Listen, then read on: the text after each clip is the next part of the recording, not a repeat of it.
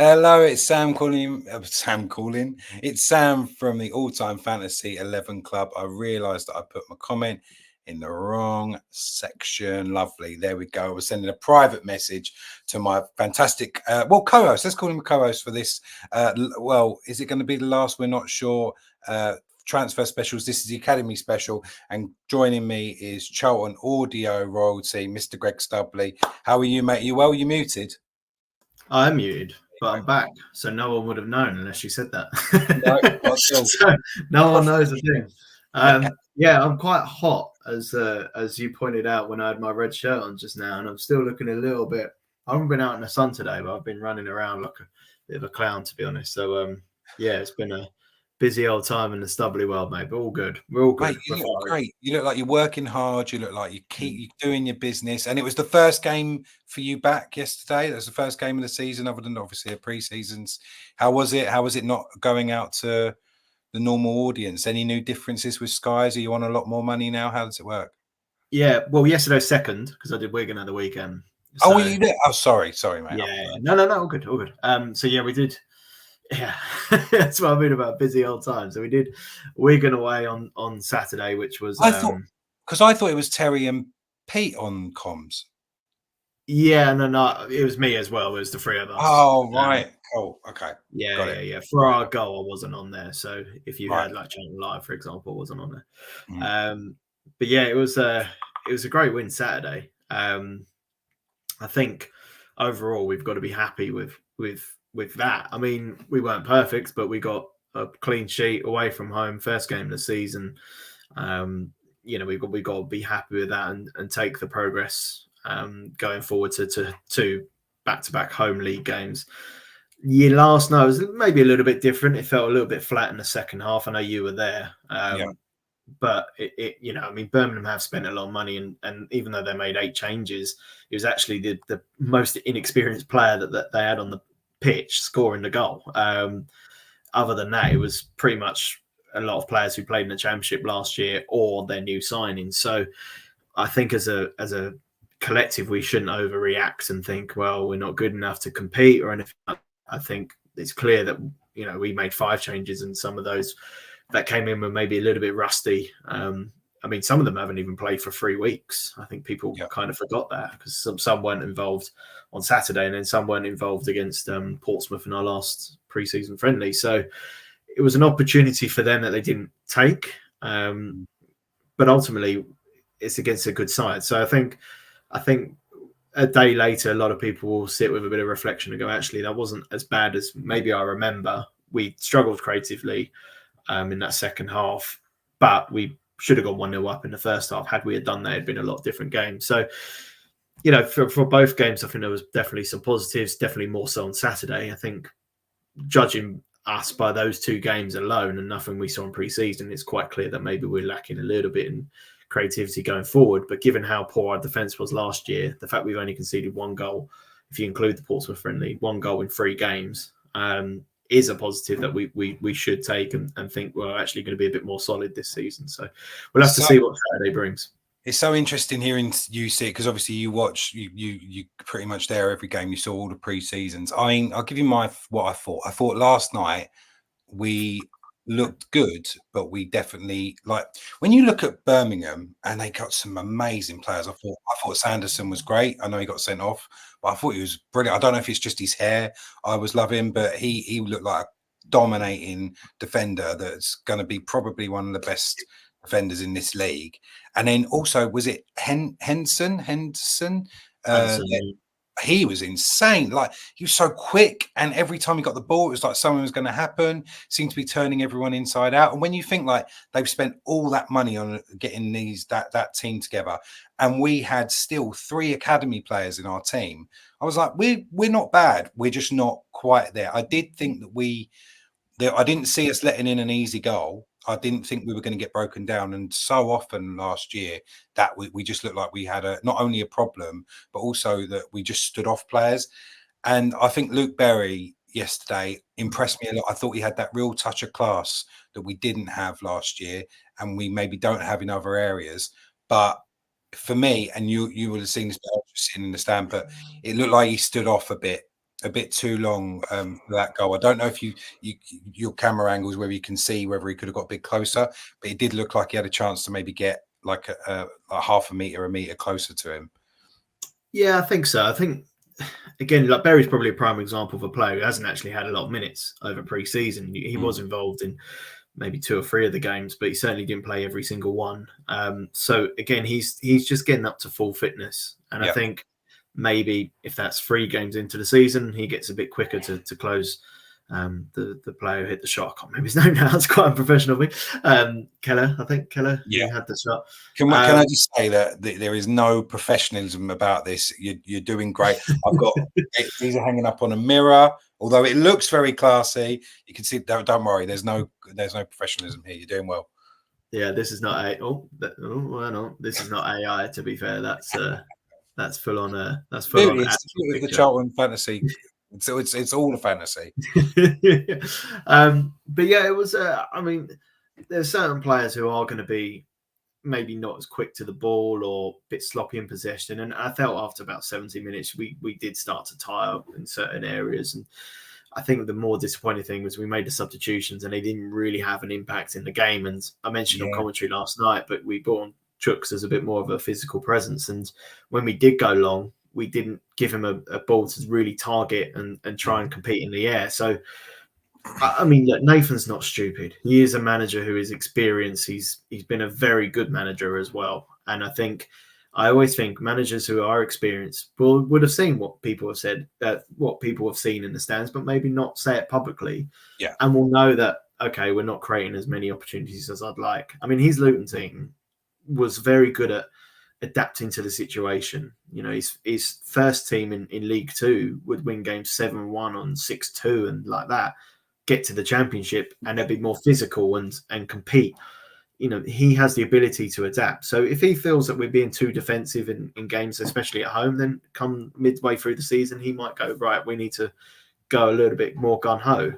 You know, this is what he'll be able to do. And we need to give him the squads in order to do that. And I still think we're probably 3 players maybe short to kind of give him the squad he really wants. And I know they are looking to do that. And it's very much a case of trying to get some out before we can get some in.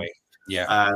But when we do that, I think we should be in a good place. But let's wait and see. I'm still excited. I mean, Saturday, if we win at home and we're 6 points off 2 games, it's going to feel so good. So Saturday is quite a crucial game in that respect. It's still early days, but it's a crucial game in terms of building that momentum and confidence for the rest of the season.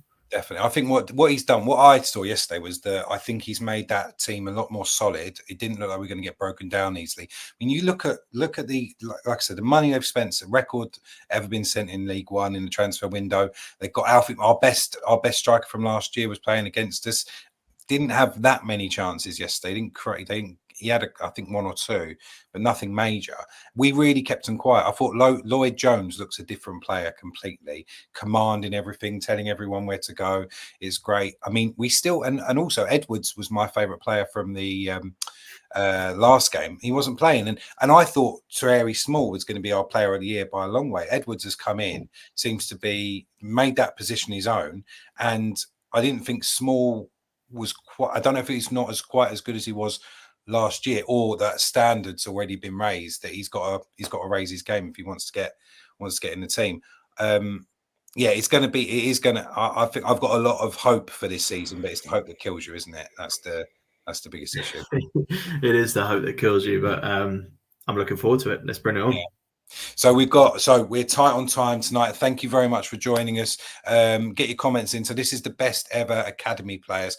It's been hard, and this is going to be the first one where I don't know who's Greg's picked. So I've got about 10 names to the side of me, and I'll be honest, I found this one the hardest for different reasons, because there's so much choice. When you look at how good the academy is, I looked it up. We're still ranked the 10th best academy in in England, and that's when you think we're in the League One and how many Premier League teams and stuff there are. That's impressive, isn't it, to still be in the top 10 academies in the country?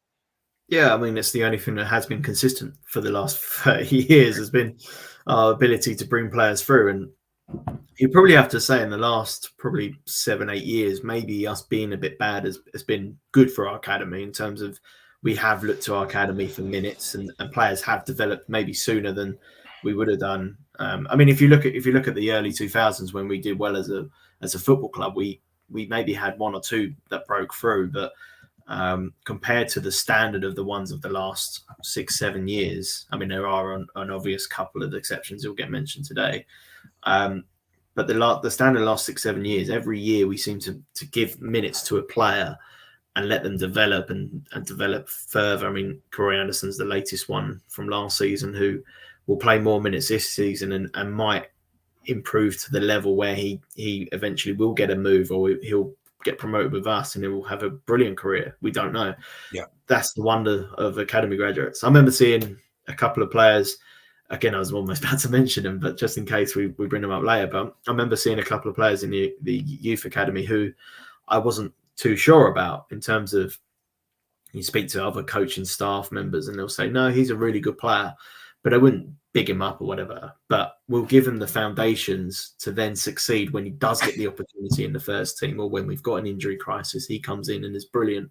So the work that goes on from people like Steve Avery is very well documented. But as a football club, what we have done for these players is give them minutes as well. And I get frustrated when I see clubs higher up the pyramid spend millions upon millions upon millions of foreign talent that is, don't get me wrong, good talented players, but give them time because you spent 30-40 million on them, rather than giving time to players who eventually do get good, but at a different team. And I never understand that logic. Conor Gallagher is probably the latest one you've seen from Chelsea, who is good enough to play in Chelsea's first team, is a Chelsea fan, was Chelsea's captain for the last part of last season, who loves the club, and you're shipping him out just to replace him with someone who was outstanding in the Championship last year in Keenan Dewsbury Hall.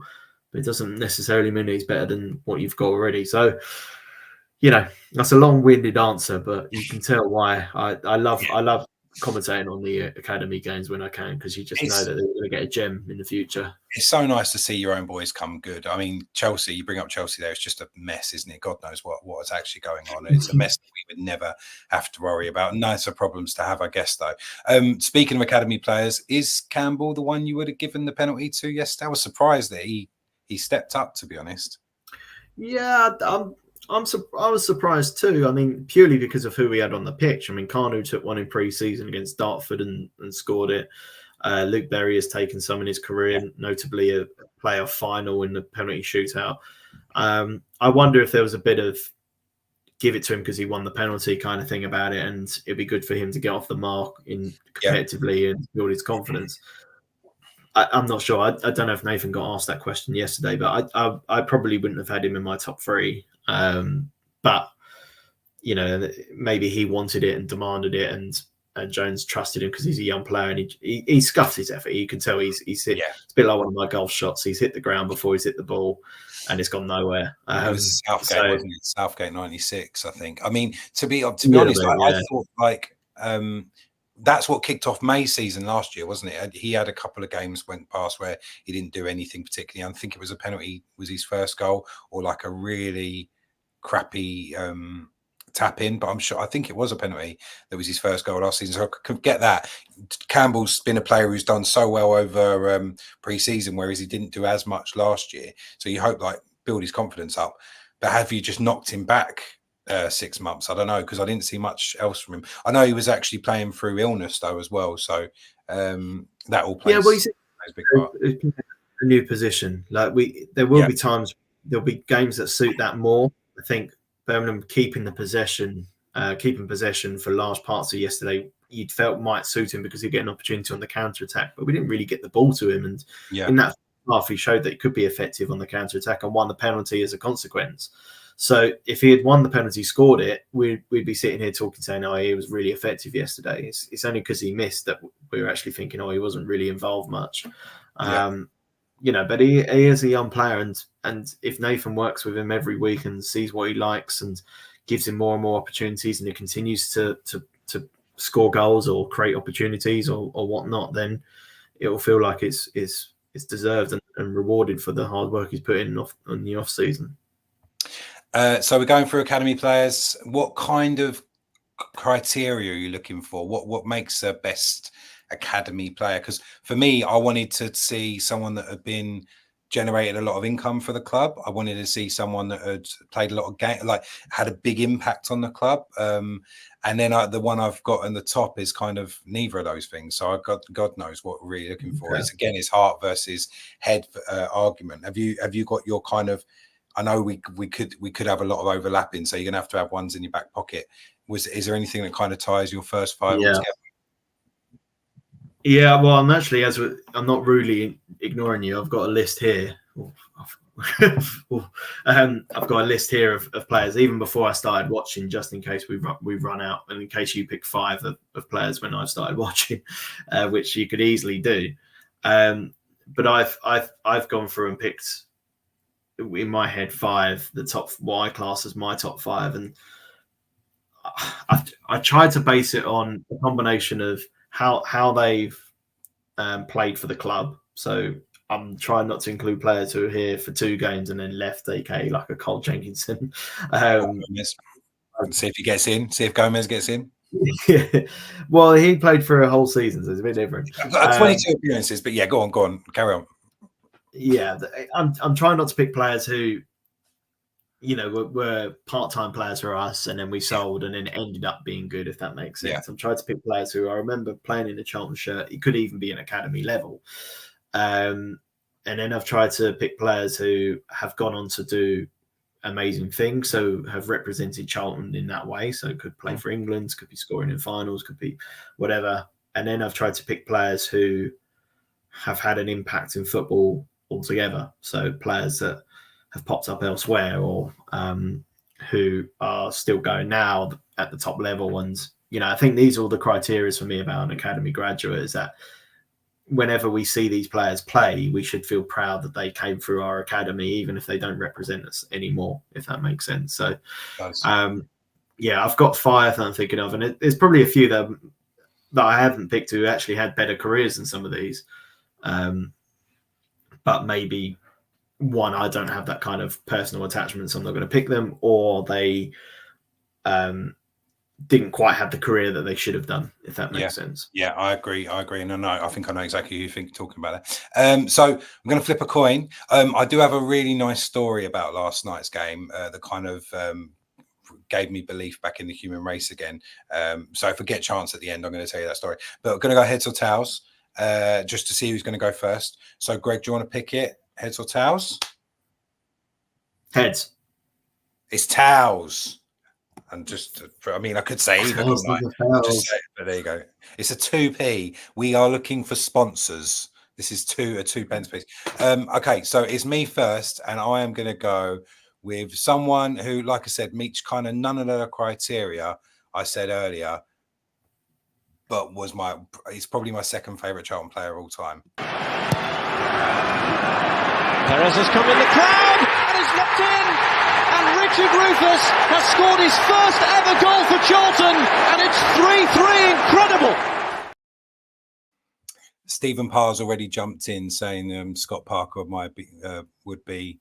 Oh, hang on, I've started it. I'm still getting used to this.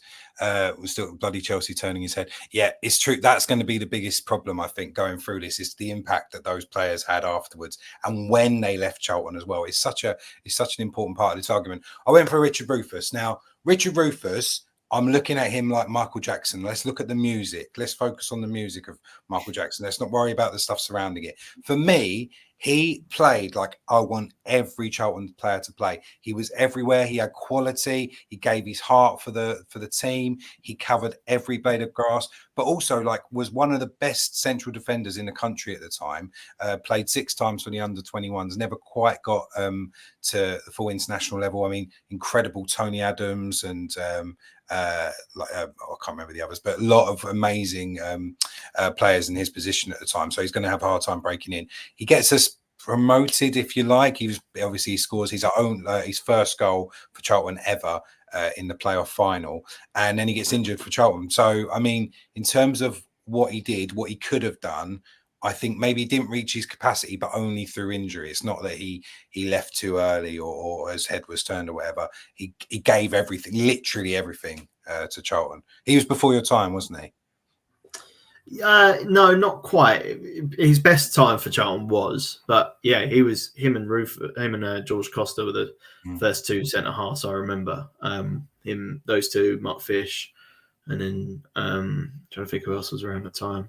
And a bit later, Fortune, and a bit later it was Haridason, El Kakori, players like that. But yeah, Rufus was the first defender the first player I remember speaking to another Charlton fan and then saying my favourite player is Richard Rufus. So that'd have been a kid at school who was a Charlton fan. I wasn't when I first started going. I think I've made that public before, so don't kill me. But I remember him specifically saying, I'm a Charlton fan, my favourite player is Richard Rufus. So I think that would have been the first time I took note of him. And then again, when you watch old clips back, like he had it all. And it is a shame that a combination of injuries and the fact he played during an era, as you've mentioned, when there were plenty of centre halves playing, who were exceptional.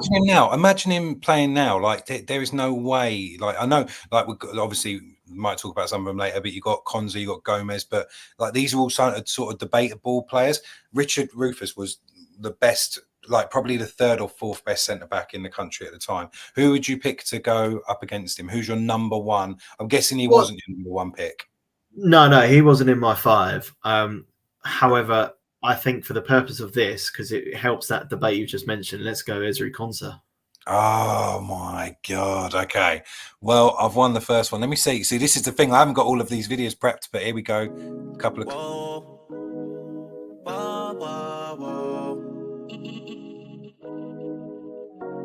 Hey. Whoa. Whoa, whoa, whoa. Hey. Staring at your dress cause it's see-through. Yeah. Talking all the shit that you done been through. Yeah. Say that you a lesbian, girl, me too. So there's a couple of clips of him being good for another team. There you go. Yeah, you will struggle to find it for Charlton because we were League One when he was playing for us and played midfield, right back, centre half, you name it. But yeah, I've picked Eds because this was really, I mean, there's so many, it's really hard, but I think it's a bit more topical to pick Eds right now, given that he was part of England's Euro squad and played in European Championships, which, correct me if I'm wrong, I don't think we've had an academy graduate play Euros before for Charlton at England level. I could be wrong with Gomez, that. I don't think academy. Obviously, maybe no. Hang on, I'm getting that wrong because Scott Parker played in 2012, I think. But there you go. The fact we're even struggling to think of any that could have represented England at the European Championships or a major tournament, should we say? I'm being harsh though. 71 appearances he had for Charlton. That's more than I thought. To be fair. Yeah, I mean, I covered his very first game for the club. So that was against Cheltenham Town in the Carabao Cup, actually, which again is a suitable timing. And we lost that game 1-0, but he was by far our best player, and he was only 18. And that was the game that Charlton fans might remember post-match. Russell Slade laid into Louis Mendes. Oh yeah, I've heard this story. Yeah, it's fantastic. So it was an awful performance for Charlton. We either lost 1-0 or 2-0, and we were really poor. We needed players in. Like we had maybe 14 senior players at the time, and the rest were academy. It was just after we'd been relegated from the Championship, so you can imagine the mood of the Charlton fan base at the time. And Louis asked Russell about new signings coming in, and I was the next journalist along. I was doing stuff for Newshopper at the time, so Louis asking questions about the match and stuff like that. And because of the nature of the performance, the questions are quite critical, which I think was justified. Yeah. And then he asked one about signings and are we bringing any players in? And Russell replies with, just be patient, be patient, be patient. And he kept like being really passive aggressive towards Louis. And there was another thing that Louis asked and Russell made a really crappy comment. And then it gets to me and I'm like, wow, great. Like, what on earth do I ask here? So I asked about Ezri and it was like, oh, Ezri made his debut tonight. That was a shining light. And Russell replies saying, oh, about time we had a positive question. And you can imagine Louis' face, bless him. And yeah, I mean, that's my memory of Ezri Konsa's debut. And to be fair, he probably was treated a little bit harshly by Charlton in terms of he wasn't given a starting role at centre half and kept there. He was played in midfield. He's played centre half, played right back. I know Carl Robinson felt he was going to be a brilliant midfielder and felt that was his career. Alongside, actually, I think many of the youth coaches at Charlton as well. I don't think they thought his future was going to be centre half. And to be honest, he had some really good games for Charlton, no question about it. But there's none that I can really think of as a particular memory that really stands out. But it's very obvious that he's going to get better and better and better. Absolutely. Yeah, definitely. The manner in which he was... Sorry, mate. I was going to say the manner in which he was sold by Roland Duchâtelet, who effectively sold him because we needed to pay a bill, I'm led to believe. And again, don't sue me, Roland, if you're watching. But I'm led to believe we had a bill that we needed to pay. So Brentford offered the money up front and we sold Ezri without any kind of sell-on clause, kind of future fees of anything. So we sold him on the cheap, essentially. And then he gets sold to Aston Villa 18 months later for about 4 or 5 times the value. So you can imagine the frustration of everyone. Apparently, it was undisclosed, but we sold him for 2.5. I can't see how much he went to Villa for. It's about 15, I think. It's insane, isn't it? To think that you don't have a sell-on clause is just disgusting. But what I would say, I do think Konza gave a good account of himself in the Euros. I think he's going to be a great player. I think Emery's a really good manager for him. He seems to be developing really well, and he's kind of like a mainstay in that Villa side. I haven't got him in my fantasy team, and I think that's the big difference. I think with Rufus in his prime, you would have him in your fantasy team because he popped up with 7 goals. I mean, he played a lot of games, don't get me wrong, but to think that he scored in the cup final, so huge impact on the Charlton as a whole, and we kind of got every minute of football out of him that we could have, and the fact that I think everyone would. I mean, he was also a threat at the other end. I'd say you got to go with Rufus over Konza. Yeah, I'm not going to complain too much. I think there's not too much in ability difference between them, in truth. And I think Rufus would have benefited from being a modern day player now. But Rufus was part of the journey that got us to the Premier League, so I'm not going to complain. And Stephen agrees. Stephen agrees. Which is fair. It's rare for us to have an audience member chiming in during the debate. He will help us, Stephen. Thank you. So if you can be the deciding vote on these, and I've got a feeling he's going to lean with the old school boys more than new lads. We don't know. Let's find out. Okay, cool. So that's number 1. Heads or tails, Greg, for number 2? Tails. Heads. It's heads. Who are you going for? Second player. Oh, hang on. You said tails, didn't you? Sorry, it is heads.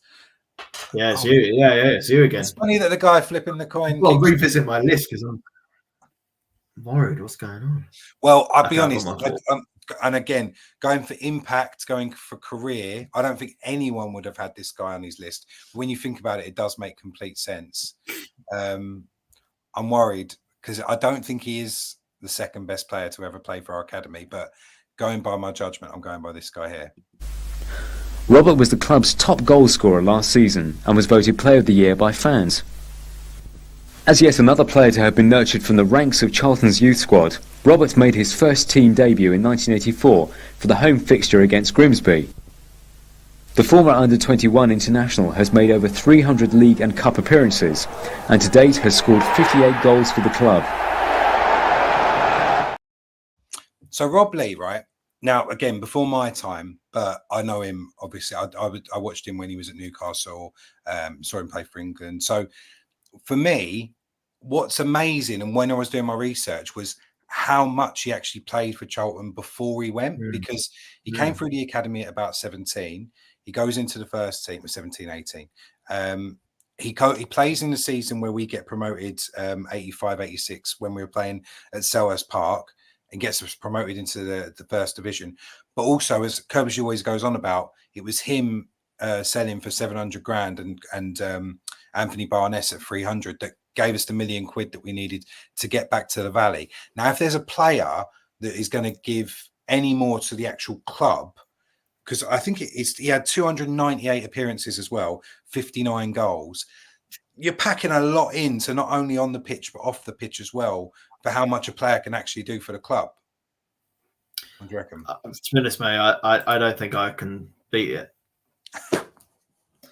Honestly, I think that if anything, maybe it's a bit harsh to have him at fourth, because in terms of his career, I mean, everything we're saying that ticks a box in terms of what he did for Charlton. He was one of our best players during that era, not the best. We sold him for a good fee. I think we probably could have got more. I led to believe, reading things back in the day, that we sold him a little bit on the cheap because we were going through money struggles, but it did help our progress back to the Valley, so he was involved in that. He scored the last ever goal of the Valley before we went to Selhurst Park, so I think that's quite a big thing. His parents were Charlton fans, I'm led to believe, and obviously his son went on to play for Charlton as well. So I think it's only because of the Newcastle link he's not really thought about as much in these. He's a really nice guy, Rob. Really nice guy. He's done some great stuff on Charlton TV, hasn't he? Those little interviews. Yeah, I mean, Brownie, Curbs, and Scotty go out with him quite a lot to play golf and whatnot. So they've got a good camaraderie between them. But when you think Robert Lee was a teammate of Curbs as well as amazing, isn't it? Yeah. It's quite. You realise how much he played for us while we was young. So before you pick sorry, go on. I think you look at his record, and I'm going to pick a player who I think is similar in terms of. Before you pick someone, I want to clarify something. I'm not necessarily doing what we normally do, which is go worst player down to the best player, just because I want to make sure I get my picks in quickly. So before, just so I don't want to. This is good, because I'm going to be saving some of my picks a little bit later because I feel they're stronger. So I'm going to win against your worst picks. All right, we'll see. We'll see what Peter's going to say, won't we?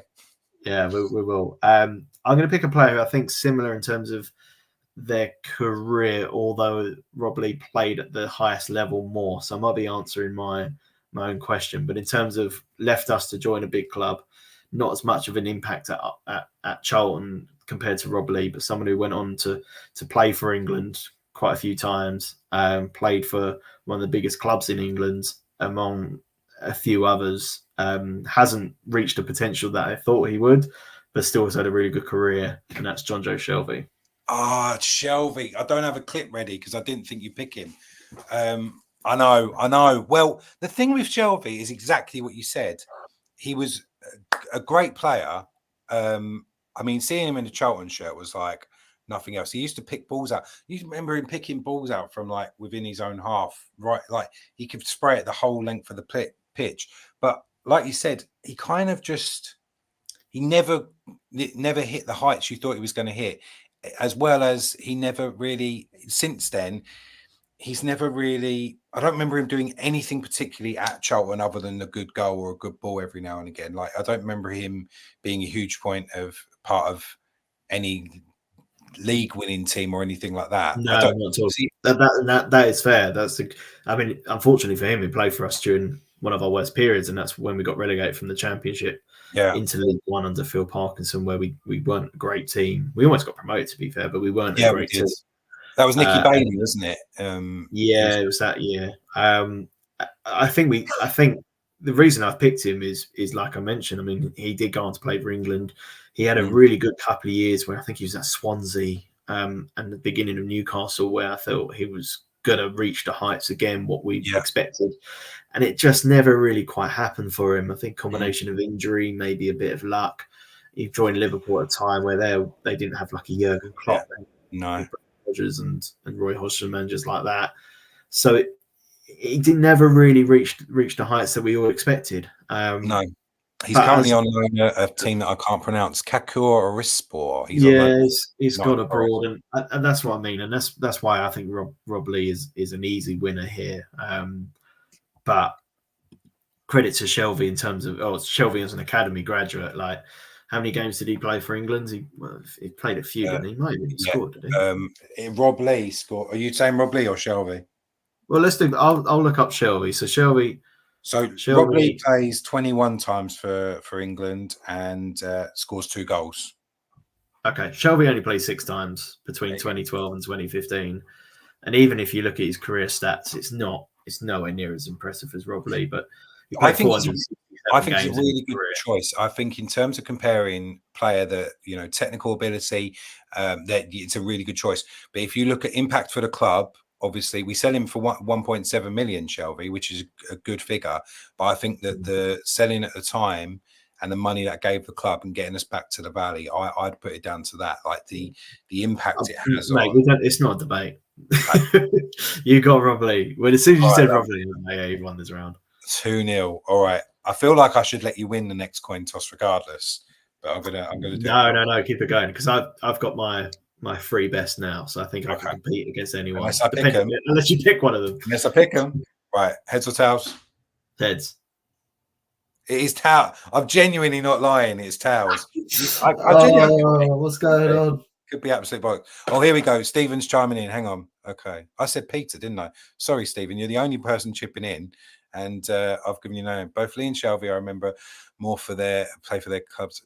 Of the two, Lee had a greater impact for us, but I used to say Shelby was like a quarterback. I completely agree, Stephen.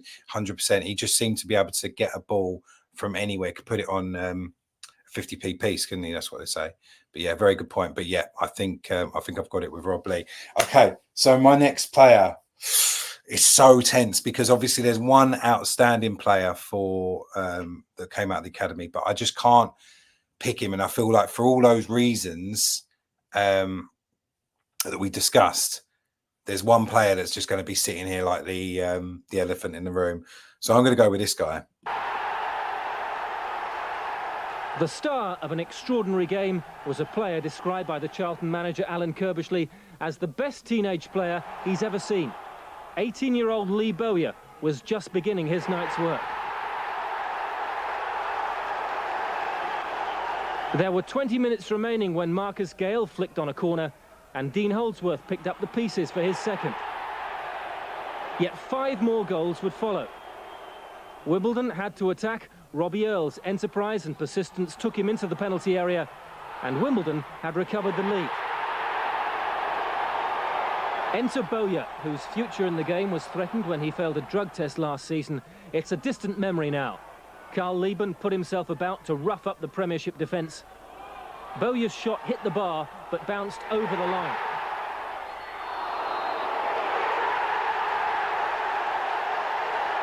Two minutes later, Vinnie Jones failed to close down Gary Nelson on the Charlton left. Wimbledon failed to clear. Charlton led 4-3, and Bowyer had completed his first ever hat-trick.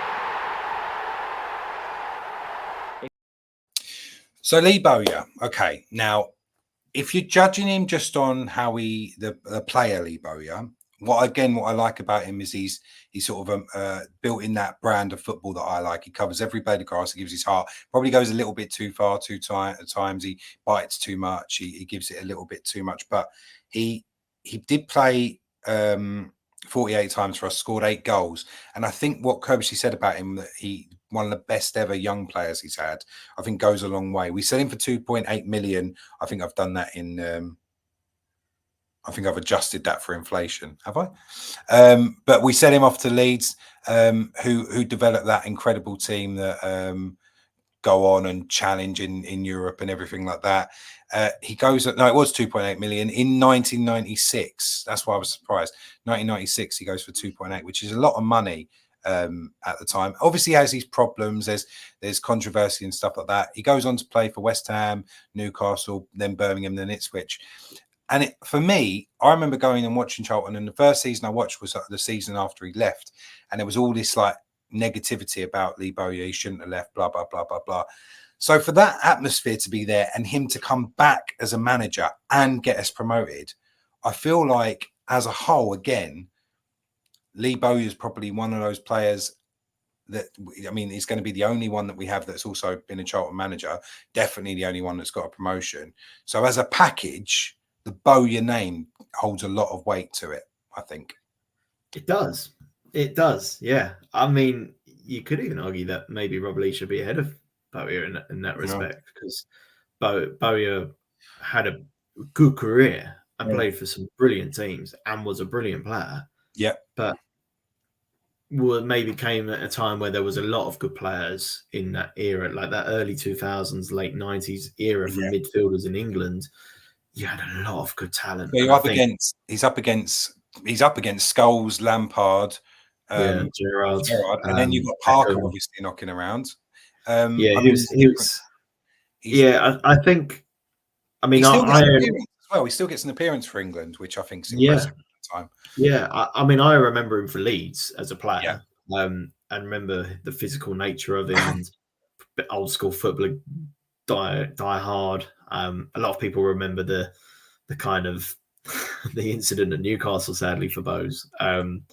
But even at Newcastle, had some really good moments, and then won the Carling Cup with Birmingham when he was a bit older as well. So he definitely had a good career. And as academy graduates go, again, another brilliant one in terms of we sold him for a good fee back then. Went on to Leeds and scored in the Champions League semi-final, or it might have been a quarter-final against AC Milan. I think it was a semi-final. Yeah. But equally, perhaps did not quite reach what maybe people expected then. I think when he probably first joined Leeds, people saw him going on to bigger and better things. I wasn't really around then, so I can't really comment. But and then to come back and do the full circle at Charlton was special, and that's what made Wembley even more special. It was one of our own that was leading us out, and he has a real love for the club. Like, he still visits it now. I think again a bit unlucky, wrong time, wrong place when after Wembley, if that had been with an ownership group that could back him, like maybe the ones we've got now, then I think he would have even guided us to the Premier League, would have had that momentum to carry on, if buts and maybes. But as an academy graduate, I think it's a very, very good choice, mate. Okay, lovely. Okay, so who are you going to go for against him? I've got Ademola Lookman. No.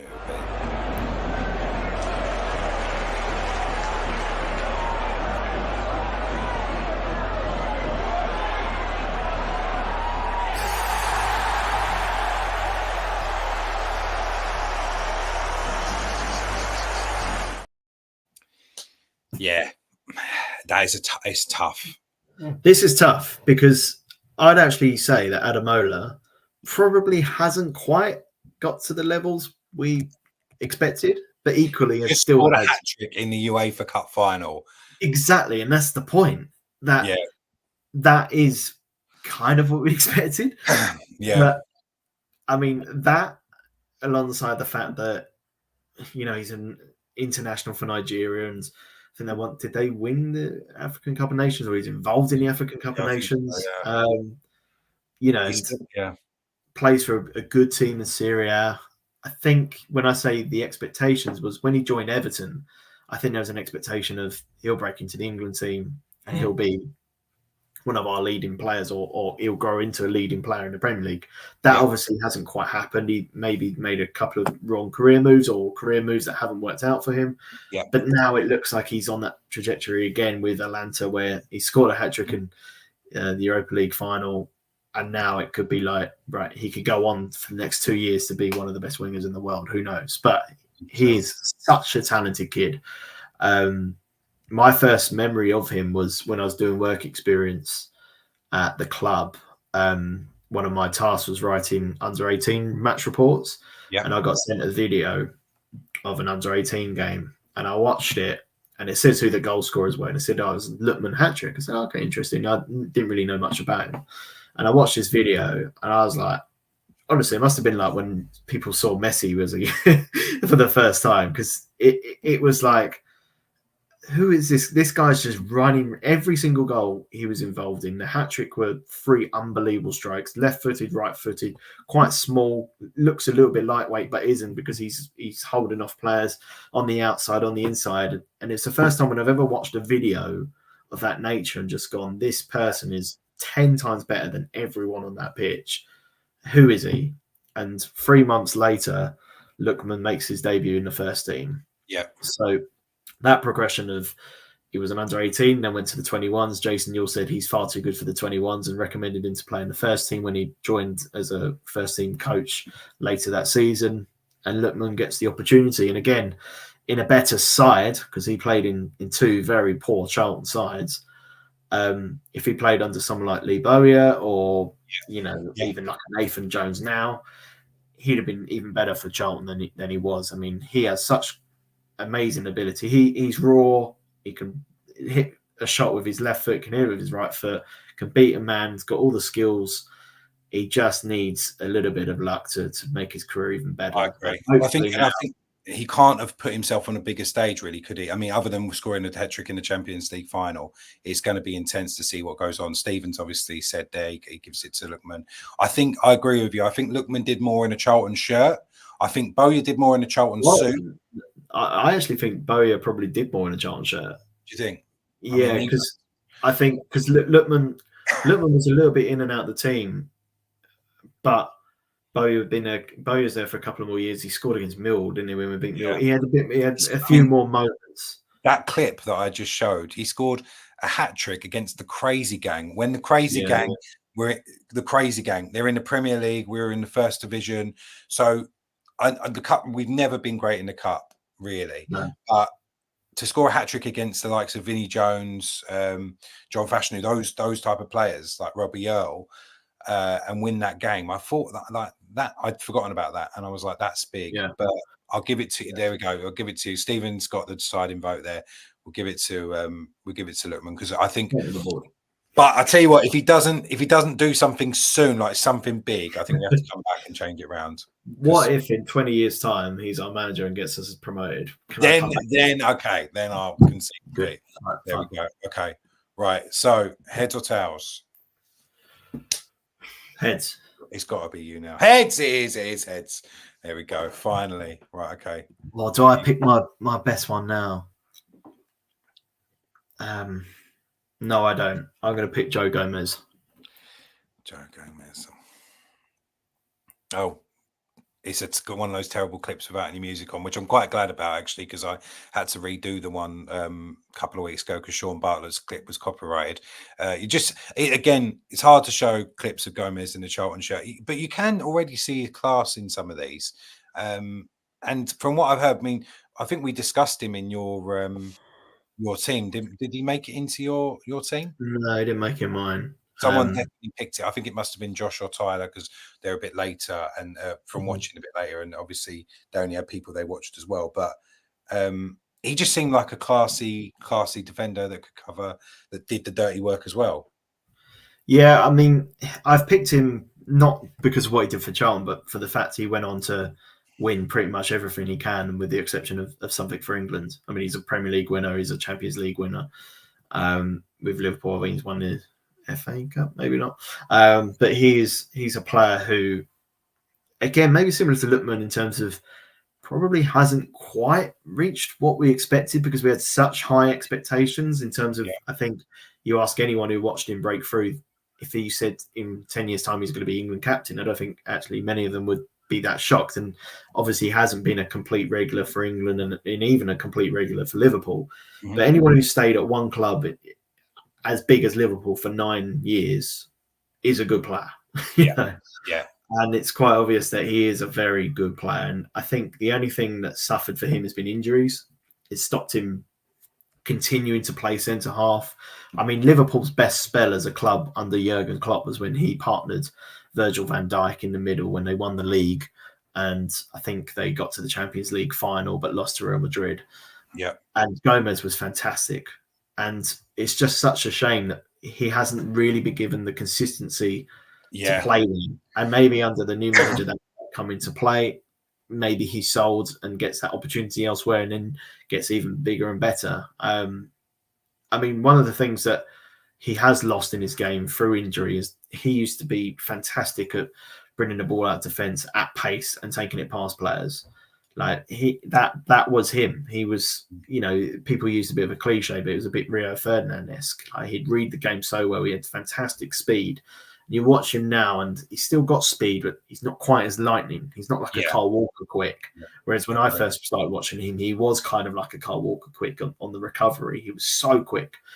Hence why Liverpool could play that high line with Van Dijk and him at the back, because they knew they both had the pace to get back.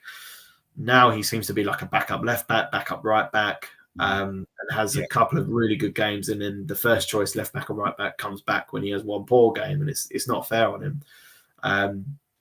But as I said, I've picked him because you look at his achievements in football as a whole. We sold him for what seemed like a small price, but I'm led to believe that that not only do we have a sell-on clause still for him that could come into play anytime soon, so it could be an extra, who knows, 5 to 10 million that comes into our bank balance.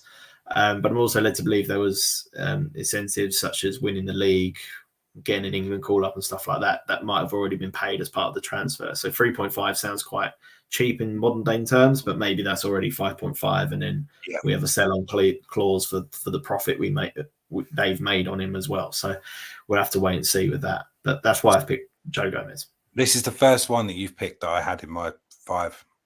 I had Gomez in, and it's for everything you said. I think in terms of achieving things at the highest level, he's the only one to do it.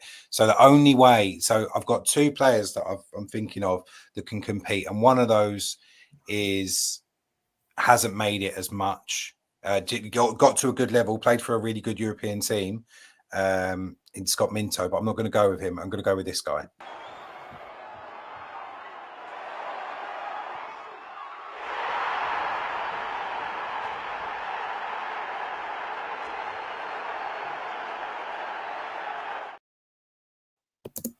I'm surprised. Let me give you my reasoning. Okay. In terms of someone who gives everything for one club, a one-club man, and comes through the ranks and stays. Now, there is this controversy over the end and why he didn't carry on. But since talking to a few people at the club, I understand why Solly wasn't there. And I think more of him now because that story never came out. I mean, that's why I was going to interrupt and say I back that up as well. Like the manner in which he left has been poorly documented elsewhere, and the truth actually, to be honest, because Chris is such a nice, shy guy, he doesn't really like the camera. He could have come out and squashed it in a right way straight away, but didn't want to do that. Didn't want to be detrimental to the club or actually the squad that was involved at the time. So compared to say Lyle Taylor's situation, it was completely different. So basically, yes. So Chris, for those who don't know, Chris was off. Chris was told you're not going to get a new contract at the end of the year. You're going to be a bit part player for the remaining few games. If you play and get injured, we're not going to basically help you afterwards. If that's the situation, was what the rumor was. That's the reason why he said, "Well, I can't, for the sake of my family, I can't risk that," and especially as an injury-prone player like him. And I think he got given a bit of a rough time during that period. However, great player for us, fantastic under Chris Powell in those early promotion years when he played as an academy. The only reason I'm surprised is because there's a couple of people I thought might have been on your list that I technically can't choose. Only because of what you put on yourself. There's no reason you can't I gave you the opportunity. So if you want. I'm hoping you pick number 1 in terms of you pick the player I think you're going to pick, and then I'll override it with the player that I've got. Well, like I said, my number 1 was Richard Rufus. I personally think he's our best ever academy player for what he did for the club, and then sort of work the way down. So I'm actually picking my last choice last, but I think with Gomez or Solly, you've got Mr. Charlton versus Mr. England or I don't know. He's definitely not Mr. Charlton. Gomez wins. Who else has won the Champions League? Gomez wins because of what he's achieved in the game. I think I love Sol. And actually, quick word about Soles as a person. So he was always very shy after games when you do interviews and stuff, and he'd say hello, but he wouldn't really chat to you. But it wasn't like being rude. It's just he's very shy, and before a match, he's very focused on the game and stuff.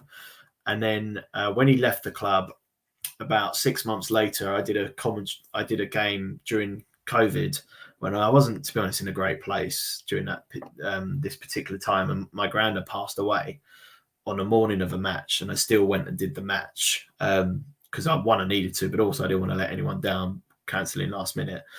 And I did the match, and then after the game, I posted about my granddad. I was like, it was a tough day today, but did it for my granddad because he passed away or whatnot. And Chris Solly DM'd me. Bearing in mind, I've never really had any sort of communication in terms of he doesn't know me personally. I only knew him through doing commentating. I didn't know him and really speak to him much after games and stuff. And he DM'd me saying, "I'm really sorry to hear about your granddad. I listened today. You were great. I'm sure he did him proud. And I was like, it's a real touch of class sending that message. And it spoke volumes as to who he is and what people knew about him. So I feel bad going against him because Joe Gomez and going against Stephen. Well, Stephen's come out and said against Solly. Okay, but I will give you the card because I'll be honest. Gomez was my fourth choice as well. So if you well, I think for the sake of this video, having 2-2 going into the last one makes it exciting. It keeps Stephen going. I mean, I'm surprised Stephen stuck with us. He's doing well. All right, and we're doing well for time. We've got 5 minutes to decide. This is great. Yeah, but we got 5 minutes to talk about two players, and we can do it. We can do it. This is good. Okay, cool. We're getting better. Right. So heads or tails? Heads. It's heads. Oh no. Oh, I'm dreading. I don't know because if you don't pick the person I'm going to pick, I'm going to be annoyed that I've got to pick him. So I don't know if you're going to pick this guy because I know you've got a lot of strong views. Go on, who are you going to go for? Scott Parker. Okay, I'm glad. Jensen.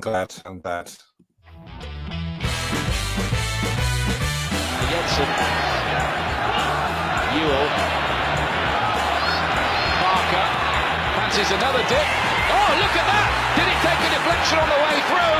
Doesn't matter much for Charlton. It's 2-2. Scott Parker's got them both. Now take a look at this. Does it deflect?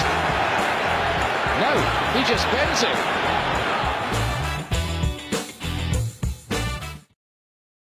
Okay, Scott Parker.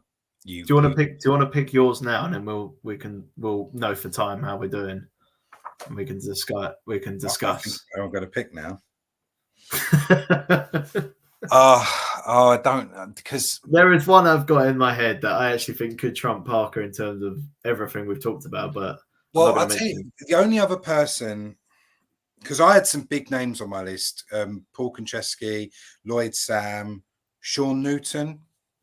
I think Sean Newton would be my choice now because he scores that. There's one, mate. There's one. I might even have to say it because neither of us saw him play. Well, I'll tell you what, the one I was going to pick other than them was going to be, and I guess I have to pick him now, don't I? It'll be Kevin Lisby. No, there's one. And I pick Kevin Lisby now just because of how much he does around the club still, but also the hat-trick he scores against Liverpool. Who would you go for? Well, it's hard for you because you didn't see him play either. Only Mr. Terry Smith saw him play. Keith Peacock. Yeah, it's a good shout, actually. It's a good shout. Keith Peacock should be on this list. You're right. Why didn't I have Keith Peacock in there? Well, I've not picked him. Let me just show you that Kevin Lisby hat-trick. Fine pass. Vladimir Smicer's clever finish. The midfielder's first Premiership goal for 16 months. But sloppy Liverpool defending on the half hour, first by Hupia, then by an overcommitted Jerzy Dudek, allowed Graham Stewart to set up Kevin Lisby for a Charlton equaliser. 4 minutes before the break, a hesitant Dudek gave away a corner from which Charlton took the lead. The Liverpool keeper spilled Bartlett's shot into the path of Lisby, who claimed his and Charlton's second. But 5 minutes after the interval, Chris Perry held back Heskey in the box. Michael Owen dispatched the penalty to make it 2 apiece. Dean Kiley. So I think you're right. I think Keith Peacock is. I'm annoyed that I didn't pick him. It's hard because it was so long ago. We didn't have an academy technically back then. I don't know what it's called. Maybe just youth team. I don't know, but I think that's where it's hard to kind of. And both of us never saw Keith play, but what he did for the club was incredible. And I saw him yesterday, in fact, which is great because I know he's had some health problems, but looked really well yesterday. 500 and one of the nicest men ever to. 532 games, 92 goals. And then can you tell me his next team after he left Charlton? It's an American team, wasn't it? Columbus Magic. There you go. Yeah, there you go. And he actually had a decent managerial career as well, didn't we? With the Gills. They still really like him there. If we're doing Parker or Peacock, it might be a different discussion. But Parker v Lisby, it's got to be Scott Parker, isn't it? And we don't need to talk Parker because we've done that many a time. Yeah, we do. I'm so annoyed. What a missed opportunity. But yeah, I think See, if it's Peacock, is Peacock the greatest of all time? Maybe. First ever substitute. That's the only thing about Keith Peacock, right? Great guy to have around the club. Was obviously Alan Kirbishley's assistant manager, part of everything that's good about Charlton. But the one thing that everyone remembers him for is being the first substitute. That's not the best thing to be, is it? That can't be the best thing you achieve. I would be happy to lose to Keith Peacock. Stephen goes for Parker as well. Well, look, maybe I win with Parker against Lisby, and then we have an honorary member who sits above all of them, being Keith Peacock. How about we do that? I think we do that. There we go. Okay, you win the show, but let's go for Keith Peacock overall. If you were going to pick out of the 10, I think Richard Rufus would be mine, but again, probably Keith Peacock beats him as well. Oh yeah, 100. I think Keith Peacock, is the winner. I think Keith, and obviously Keith didn't play for England and didn't go on to do amazing things compared to like a Gomez. It's like the Sam Bartram thing or the Derek Cowes thing. You got to look at what he did for Charlton and 532 games and 92 what he did post career as well with Charlton, being assistant to Curbs and then manager, an ambassador, sport. I think he did director of football role under Powley as well. Like he's done everything, and he is the ultimate academy graduate, if you ask me. But I think you're right. If we're talking a Valley Gold academy graduate, Scott Parker. Well, there we go. Keith Peacock wins the honorary award. Scott Parker. Well, no. See, this is the thing. We didn't do it 1 to 10, so I don't think we can give it to Parker overall. That's going to have to be another debate another time.